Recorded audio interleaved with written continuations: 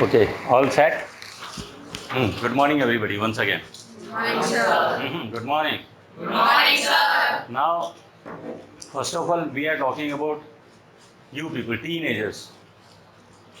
And let me tell you quickly what is teenager. Teenager क्या होता है? जब हम यहाँ पे चलते हैं 11, then louder. Well, 14,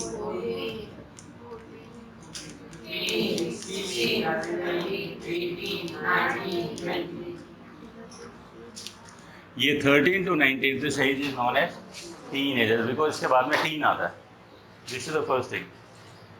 अभी यहाँ पे आप लोगों को कुछ नई चीज़ें सीखनी है. हम लोगों को क्या है, धीरे धीरे कुछ इमोशंस आने शुरू होते हैं, पॉजिटिव भी और नेगेटिव भी. वो आपको किस तरह से इफ़ेक्ट करते हैं और आपको उसे कैसे हैंडल करना है, क्योंकि ये इमोशन जब टीनेजर्स को इफ़ेक्ट करने लगते हैं तो उनकी पूरी लाइफ इफेक्टेड हो जाती है. और वो इमोशंस को हम प्रॉब्लम नहीं बोलेंगे, प्रॉब्लम होती है कि how to handle those emotion, उसके बारे में जानकारी नहीं होती. तो आज हम उसके बारे में बात करेंगे और बहुत सिंपल है. कोई बहुत बड़ी इसमें टेक्निक नहीं है, कोई बहुत बड़ी इसमें साइकोलॉजी नहीं है. मैं आपको छोटे छोटे एग्जाम्पल्स उसके बारे में बात करेंगे. देखिए, सबसे पहले हम बात करते हैं गुस्से की. एंगर, ये पॉजिटिव इमोशन है या नेगेटिव इमोशन है? हाँ, सबको पता है नेगेटिव इमोशन है. कोई ऐसा एग्जांपल दे सकता है जिसमें गुस्सा आना जो है एक पॉजिटिव इमोशन है और गुस्सा नहीं आना नेगेटिव इमोशन? आप बोल. हाँ बोल भाई राजू भाई. बच्चे कितनी भी ज़्यादा शैतानी करें, उनको गुस्सा करना तो नेगेटिव मानता हूँ, तो भी गुस्सा नहीं आना चाहिए. क्योंकि जो चीज़ बच्चे को समझानी हो बिना गुस्से के भी तो समझाई जा सकती है. समझो बात को. कई लोग बहुत पोलाइटली बोल रहे हैं लेकिन गुस्सा बहुत ज़्यादा आ रहा है.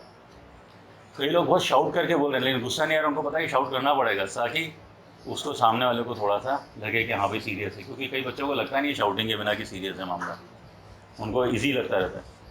तो बहुत ज़्यादा शाउट करने वाला भी हो सकता है अंदर से गुस्सा ना हो रहा हो, और बहुत पोलाइटली बोलने वाला भी हो सकता है कि अंदर से बहुत ज़्यादा गुस्सा आ रहा हो उसे. तो I am not talking about कि बाहर क्या दिख रहा है, I am talking about inner feeling. अभी ये इनर फीलिंग जो है, अभी जो आप बात कर रहे हो वो इनर फीलिंग की बात कर रहे हो पेरेंट्स की एंड टीचर्स की, जिसके बारे में आपको जानकारी नहीं हो सकती. मैं बात करना चाहता हूँ आपके इनर फीलिंग की.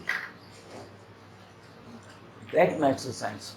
अब ये छोटे बच्चों को कैसे समझ में आएगा कि कब गुस्सा करना चाहिए और कब गुस्सा नहीं करना चाहिए? ऐसी कोई चीज़ है नहीं कि कोई किसी को सिखाए कि इस समय गुस्सा करना चाहिए और इस समय गुस्सा नहीं करना चाहिए. एक रिएक्शन हो. हम उससे थोड़ा सा और पीछे चलते हैं, उसकी जड़ में चलते हैं कि अगर आप बोलते हैं anger is a negative emotion, तो इसका पॉजिटिव इमोशन क्या है? इसका पॉजिटिव होता है टॉलरेंस. ये कहलाता है एक्सेप्टेंस एंड नॉन एक्सेप्टेंस. ये है जड़, मूल. और ये चीज़ अगर आपके समझ में आ गई तो आपको ये समझ में आ जाएगा how to handle your emotions. For example, आपका फ्रेंड है, उसने आपका एक पेज जो आपने बहुत अच्छा था लिया था फाड़ दिया. तू मेरे से आके कैसे मजा हुए? आपको आया गुस्सा. अब आप सोच के देखो, आपने नोट्स बनाए और नोट्स के पेजेस पढ़े, एक नहीं, दो नहीं, 50 pages. Almost you are at the end of your science notes. आपके घर में एक पपी है, छोटा कुत्ता, छोटा नहीं थोड़ा बड़ा है, डंडे खा सकता है. उसने आया और उसने आकर के उसके ऊपर उसको भी गिरा दिया. क्या गिराएं, चलो लेट्स से उसके ऊपर एक कैंडल बर्न कर रही थी, उसको गिरा दिया और आपके सारे नोट्स जल गए. अभी क्या करोगे? उसको मारेंगे. ये उस कुत्ते को मस्त पिटाई करेगा. एंगल, कौन कौन बोल रहा है नहीं समझेगा? नहीं, ये सोचता है कि वो समझेगा. आप सोचते हो कि नहीं समझेगा, अपनी अपनी सोच है, मैं दोनों को रिस्पेक्ट करता हूँ. बट इनका एक रिएक्शन आया, कई लोग इस रिएक्शन से एग्री करेंगे, कई लोग नहीं करेंगे, बट एक रिएक्शन आया कि उसको पीटूंगा कुत्ते को. तीसरा, आपके घर में आपकी बुआ आई हुई है, उनका एक छोटा सा बच्चा है 6 महीने का, वही नोट्स पड़े हुए हैं आपके, और उसने एक एक नोट्स लेके फाड़ना शुरू कर दिया. खेल रहा है वो मस्ती. अब आप क्या करोगे? गुस्सा आएगा और उसको वहाँ उठा के बहुत आप फर्क समझ रहे हैं? अब मैं इन तीनों एग्जाम्पल्स के ऊपर थोड़ा सा चेंज लाता हूँ. Situation is same. First situation, उसने शुरू किया, उसको गुस्सा आया, लगा दिया जो भी है, तो मे भी वो वहाँ से उठ के चला जाएगा, बोले सर दिमाग खराब हो गया, ये पेज फाड़ रहा है मेरे हैं, या फिर बोले ले तू फाड़ ही ले पकड़ जा. वो सिचुएशन बदल गई. सेकंड सिचुएशन में लेते हैं हम लोग पपी वाली, कुत्ते वाली. न्यूटन का नाम सुना आपने? Newton was doing his research, और उसी रिसर्च में मोर देन 500 पेजेस, पूरे पेजेस वहाँ पे टेबल पे भरे हुए थे. रात को वो काम कर रहा था, कैंडल जल रही थी, उसका बहुत ही प्यारा डॉगी था, वो आया वहाँ खेलने लगा, कैंडल गिर गई, उसका सारा का सारा 5 साल की मेहनत जल के रात हो गई. It's a true story. And you know what Newton said? उसका नाम पता नहीं क्या था, सपोज हम थोड़ी देर के लिए मान लेते हैं उसका नाम मोंटी था. न्यूटन ने सिर्फ एक सेंटेंस बोला, मोंटी काश तुम समझ पाते कि तुमने आज मेरा कितना नुकसान कर दिया. बस फिर उसके बाद में उसने दोबारा अपना काम शुरू कर दिया. आप उसको मारने जा रहे थे. न्यूटन जैसा आदमी जिसकी 5 साल की मेहनत बर्न हो गई, उसने नहीं मारा, उसने कहा काश तुम समझ पाते. और तीसरा, जब वो छोटा सा बच्चा आया और उसने करना शुरू किया, छोटे बच्चे को क्या संभाले? बुआ पीटे इसको, तो मेरे बच्चे को मारा.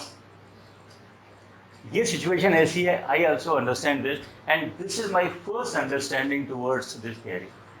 आई was appearing in some exam and I made notes. मैंने नोट्स बनाए, और MELA मैनेजमेंट. मैनेजमेंट में हर टॉपिक के लिए अलग राइटर पहले ढूंढो कि कौन सा राइटर अच्छा है, बनाओ. और मेरी एक अच्छी आदत थी कि जब भी मैं नोट्स बनाता था, पहले मैं अंडरलाइन करता था. First I give a first reading. Library से बुक लाया, पेंसिल से अंडरलाइन करो, और पेंसिल से अंडरलाइन करेंगे तब से ही हमें आदत है. हाईलाइट भी नहीं करेंगे, पेंसिल से, ताकि अगर किसी को रिमूव करना तो रिमूव कर सकते हैं. पेंसिल से अंडरलाइन करेंगे, उसके बाद में उनको मैं नोट्स के रूप में रखता हूँ. तो हमारी बड़ी वाली बिटिया 3 साल की थी, तो स्कूल नहीं जाती. तो मैं ड्यूटी से वापस आया, एयरफोर्स में था, and the soldier is back on the duty. आते के साथ ही बच्चों से मिलते हैं. तो हमारी बिटिया कुछ पेजेस वगैरह रख करके, और वो फाड़ रही थी और ऐसे कर रही थी. तो जब मैं पहुंचा तो शी वॉज सो एक्साइटेड. उसको तो बहुत अच्छा गेम मिला हुआ था. उसने मेरे सामने एक और पेज ऐसे फाड़ा, और उसको क्या, पापा सी, देखो पापा क्या हो रहा है. तो देखा हमारे 10-12 पेज और पड़े हुए थे. मैंने भी 2-4 उठाया, मैंने कहा ये ले भाई, ये ले. और हम दोनों एक दूसरे पे पेपर फेंक रहे थे. 3-4 पेज मैंने फाड़े, 3-4 उसने फाड़े. तब तक वो पेज खत्म है. लास्ट पेज था, मैंने कहा ये फाड़ क्या रही है, और ये मेरे मैनेजमेंट के notes.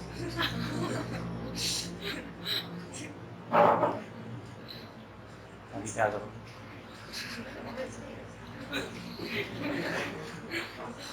I didn't say anything, but ये दुख तो बहुत हुआ कि यार मेरी पूरी मेहनत 15-20 दिन की, या मे भी महीने भर की मेहनत खराब हो गई. फिर उसके बाद में वो कम से कम 10-12 बुक्स से किए हुए थे. फिर मैंने इमीडिएटली वापस आई, रश टू द लाइब्रेरी, वो बुक्स वापस से री इशू कराई. थैंक गॉड उनमें समय अंडरलाइन किया हुआ था, और जो काम मैंने महीने भर में किया था वो शायद 7 दिन के अंदर मैंने वापस से दोबारा कर दिया. क्या फ़र्क है इन सब चीज़ों के अंदर? पहला केस, ये फाड़, ही is not accepting his behaviour. यार ये कैसे फाड़ सकता है, he is not accepting it. लेकिन जब छोटा बच्चा फाड़ रहा है तो ही एक्सेप्टिंग, ये कर सकता है. जब डॉगी इसका आता है और उसका पेपर जला देता है, he is not able to accept the behaviour of doggy. लेकिन न्यूटन ने क्या किया, उस बिहेवियर को एक्सेप्ट कर दिया. अगर ये भी एक्सेप्ट कर लेगा इस बिहेवियर को कि यार कुत्ता ये क्या समझता है इस चीज़ को, it is acceptable.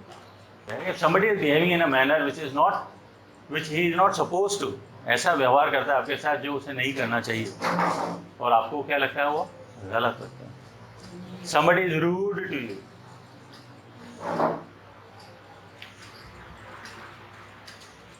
If you don't accept that behavior, आपको लगता है ऐसा क्यों कर रहा है, उसको अगर आपने नॉन एक्सेप्टेंस में ले लिया, if you don't accept it, तो आपको गुस्सा आता है. लेकिन अगर आप उसको एक्सेप्ट कर लेते हैं कि आदमी तो ठीक है, लेकिन आज शायद इसका मूड ठीक है, क्या सोचते हैं आज पता नहीं मैं से मजाक के मूड में, या आपको लगता है कि आज इसका दिन खराब चल रहा है, और आपने उसको एक्सेप्ट कर लिया, तो आप क्या करेंगे, you are in the zone of tolerance. तो इट इज़ ऑलवेज बेटर कि इनिशियल आपका रिस्पॉन्स ये हो सकता है, try to move into this response. अगर किसी का बिहेवियर इमीडिएटली आप एक्सेप्ट नहीं कर पाते हो, no problem, non acceptance zone में हो, गुस्सा आ रहा है, लेकिन ये चीज़ आपको बताएगी कि गुस्सा क्यों आ रहा है, because I am not able to digest his behaviour, मेरे को इसका बिहेवियर डाइजेस्ट नहीं हो रहा है। फिर क्या बोलेंगे कि नहीं यार, नॉन एक्सेप्टेंस से हमें ही नुकसान होता है, गुस्सा हमेशा आप ही को नुकसान देता है। तो हम लोग क्या करेंगे, धीरे धीरे उसको सोचेंगे कि एक्सेप्ट कर लेता हूँ मैं। कैसे एक्सेप्ट करेंगे, प्लीज़ कम। एक्सेप्ट करने का मतलब ये है कि आप ये सोच के एक्सेप्ट करेंगे कि ये व्यक्ति ऐसा है, ही कैन डू इट, तो अभी इसमें मेरा क्या कसूर है। तो आपको अपने पेरेंट्स का बिहेवियर भी एक्सेप्ट करना चाहिए। उन पर गुस्सा अगर आपको आता है किसी वजह से, तो आपको एक्सेप्ट करना चाहिए, सोचना चाहिए क्यों कर रहा है गुस्सा हमारे पे, वो हमारे को ऐसा क्यों बोल रहे हैं। मेरे को पिकनिक जाना है बाहर, हमारे सारे के सारे फ्रेंड्स गोवा जा रहे हैं, मेरी मम्मी पापा मेरे को नहीं जाने दे रहे। आप एक्सेप्ट नहीं कर पा रहे उनके बिहेवियर का, उनकी नो को, गुस्सा। और जब ऐसा आए, ये मेरा चैप्टर पढ़ना कि you are not able to accept, आप पहले एक्सेप्ट करो उनके बिहेवियर को कि यस वो मेरे को ना कह रहे हैं, कह सकते हैं, क्यों कह रहे हैं, कि शायद उन्हें ये डर हो कि हमारे बच्चे को हमारे आंखों से दूर इतने दिन कैसे भेजें, क्या पता उन्हें आपकी बहुत ज़्यादा चिंता हो, क्या पता उनको पास में पैसे नहीं हो, इतना पैसा मांग रहे हैं। You should think, put your self in their shoes and think. तुरंत आप उनके बिहेवियर को एक्सेप्ट कर लोगे। द मोमेंट आपने एक्सेप्ट किया, आपका पॉजिटिव इमोशन आएगा, tolerance, and you will tell your friends कि नहीं यार हमारे पेरेंट्स मना कर दिए तो I am not going. Acceptance में ये बोलता है बच्चा कि नहीं यार मेरे मम्मी पापा ने मना कर दिया, झूठ भी नहीं बोलता कि नहीं यार मेरी इच्छा नहीं जाने की, बोलता मेरी तो इच्छा थी, मम्मी पापा ने मना कर दिया, नहीं जा रहे। That's good, great.